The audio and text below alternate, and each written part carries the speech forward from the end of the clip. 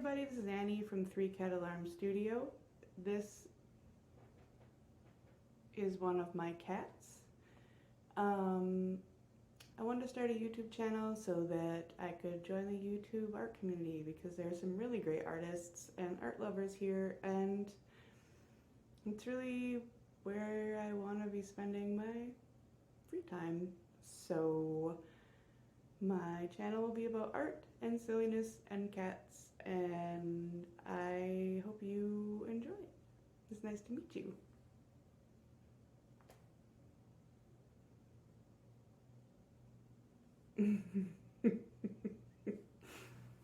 Are you always helpful?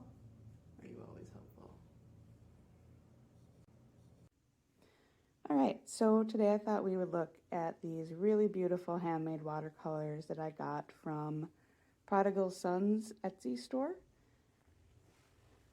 I will try to put a link to that in the description below, assuming I can figure out how to do all of that.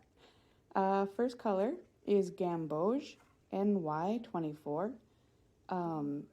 Gamboge is actually made of the resin of an evergreen tree. It is my favorite yellow, and it makes me happy every time I see it. I even like the name, which I think might be related to the name Cambodia, which I think might be where the trees were originally found, but somebody can correct me if I am terribly wrong there. The next color that I have is Cinnabar, PR106, which I read an interesting thing that says that cinnabar is formed in the veins near hot springs and volcanoes. I'm really not sure if that's accurate. I think I might have read that in the story of Cinnabar and Vermillion in the Met, and if I can figure out how to link that below, I will do that too. It's a really lovely paint, and it granulates very beautifully, and it's really fun to paint with. I love it. I love all of these paints very much. The next color that I have is Chrome Orange, PR103. And an interesting thing about Chrome Orange is apparently the more finely ground it is, the lighter it gets.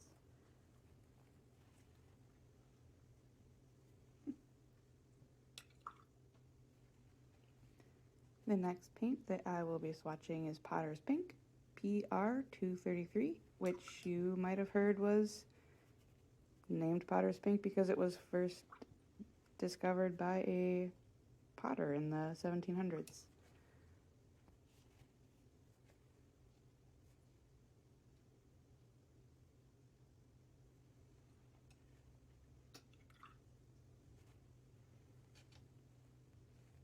The next color is Manganese Blue, PB33.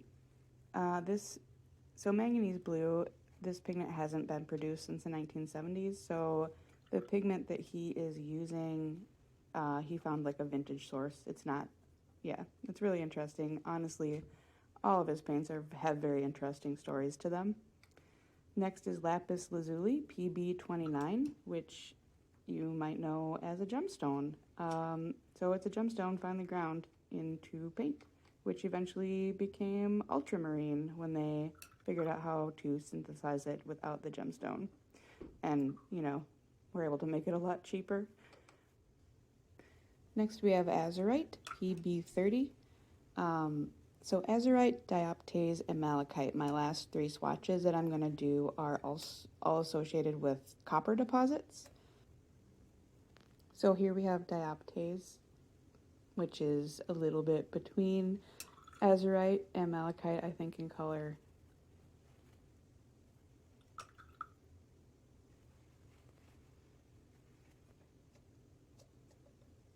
Oh, I apologize for the screen shake. I got a new table and my cats are very jumpy. And this is Malachite, PG39. And it also has lovely granulation. I am going to do a zoom in for you guys so that you can kind of see these a little better. I know this is really far out. I appreciate your patience as I learn how to post videos and record videos. Thank you. Alright, so this is probably only interesting to me, but I was talking about azurite and malachite, and I have basically a chemistry minor, and so I thought it was really interesting to learn how those pigments were formed. All right, so it's pretty simple. Um, Basically, water with a carbon dioxide buddy goes into the earth where there is a copper ore deposit. Look at those little cubes, and they clump together and make azurite. Right? That's so easy. So it's in certain situations where there is a temperature or an environmental change, they can actually form a bond, and then that bond itself can change. Um, I think it's an oxidation process. Look, chemistry was a long time ago, guys, and then that's how malachite happens. So here's what the swatches ended up looking like more closely. You can see how, oh, look at that potter's pink. They are all extremely beautiful, and all I can say is they're a little spendy, but I will never regret the money that I spent on these.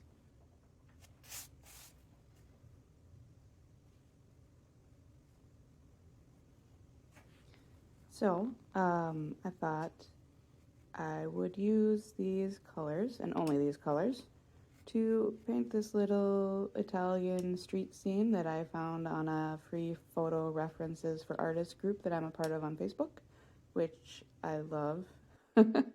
I can't say how much I appreciate that photographers are willing to share their art with me so that I can make other art out of it. Um, and again, I'm aware this is not the best formatting, but I will zoom in later so that you can get a better look at things. I have never actually really recorded much video before, and I've definitely never edited video before. I have no idea what I'm doing. It's been so much fun learning all of this stuff. Like, I didn't know anything about aspect ratios or how closely I should be zoomed in on my work. I don't know anything. Let's just go with that. And now let's talk about the other supplies I'm using. I think I did this entire painting with a size 10 round etcher brush, and it's actually in an etcher sketchbook as well.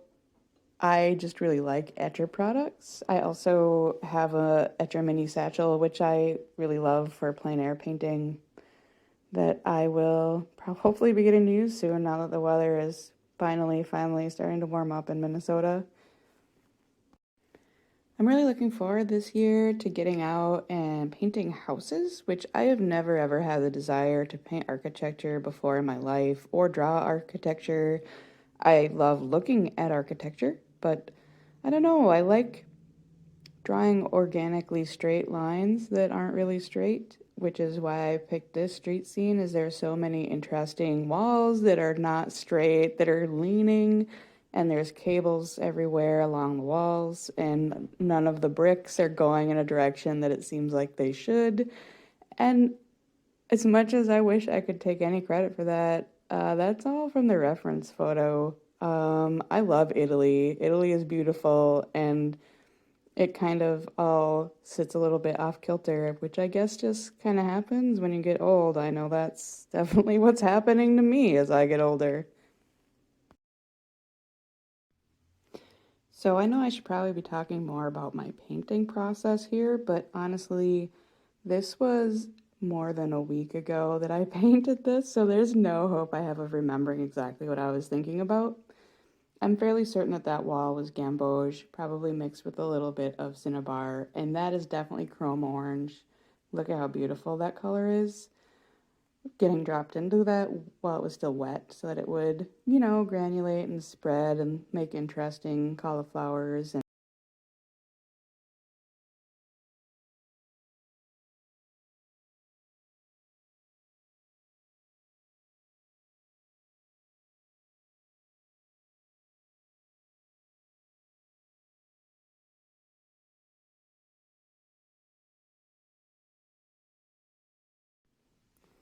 I also feel like I should mention, you can see like a bright happy, lemony, leafy green, and that is definitely a mix of, I think, manganese blue and gamboge.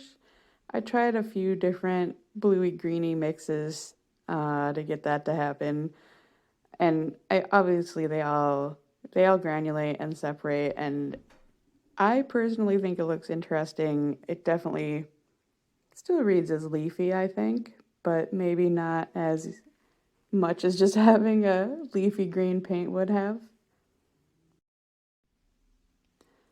So I'm having a lot of deep, interesting thoughts about art and its role in my life. And do I want to do art for money? Do I just want to do art because I love doing art and keep it separate?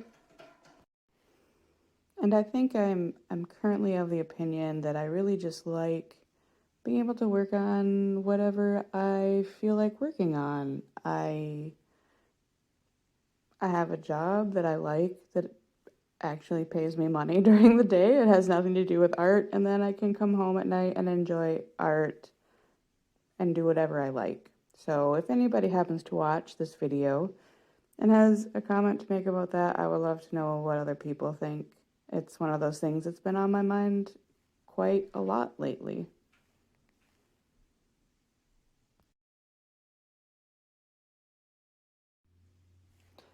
A little bit more table bouncy here as my cats try to get my attention.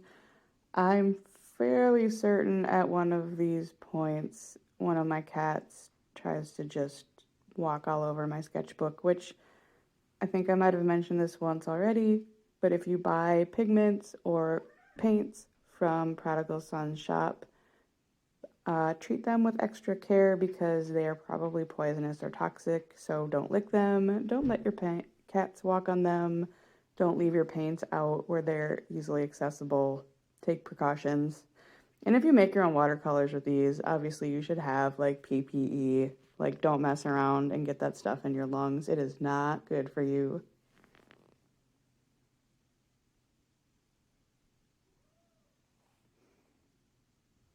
Also, in case you can't tell, I am in fact painting a little bit off screen right now. I'm really sorry. I thought I edited all of those out when I reformatted to fit into the YouTube aspect ratio. I kind of lost the edges. Sorry about that.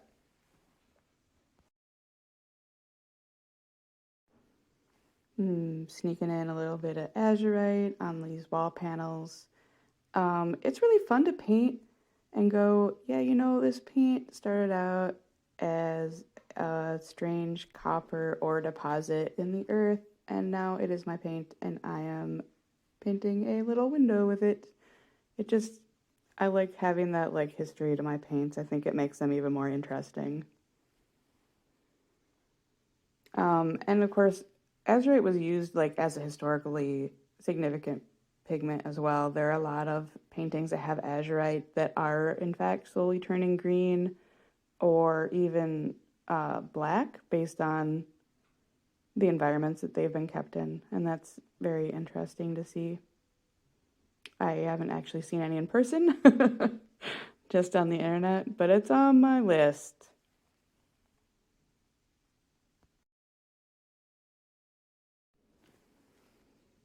And here I'm just picking out a few little random bricks with chrome orange.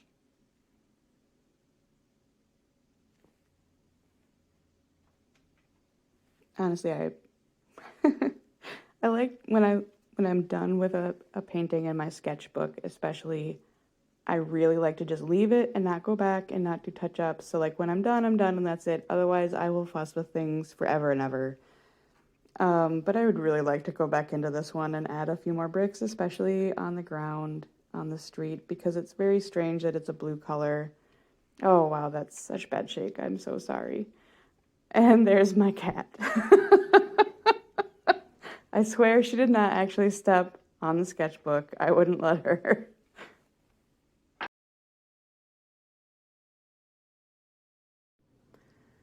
Also, I wanted to reiterate that I used only the number 10 round brush from Etcher to do all of this, so it comes to such a nice point, and I've been using it for a while now, and I don't see a hook on it yet. I am really impressed. Like, most of the synthetics that I've gotten definitely develop hooks within, a first couple weeks of use. But I think I've been using this for a solid month now, and it still doesn't have a hook. It still comes to a nice point. And it's really helping me do that thing where you should really just use the biggest brush that you possibly can in order to like give your painting more of a gestural flow. And yeah, this number 10 is pretty big to be doing those little tiny details. You can see me picking out the little leaves and the pipes, and it had no problem with any of that.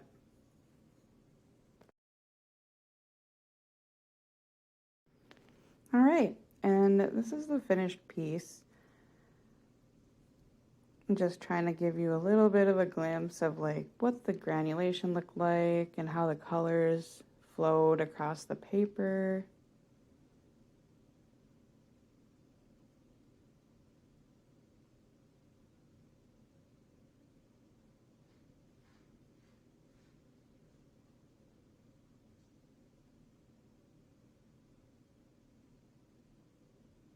And there's that green that you can see that I mixed using manganese blue and gamboge, and probably some malachite in there as well, because why not?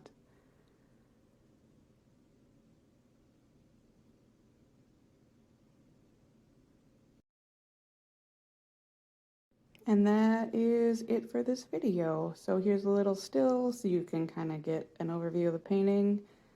If you want to drop a comment to say hi, that'd be awesome. That's why I'm here, is to get to know people who like art. Have a great day.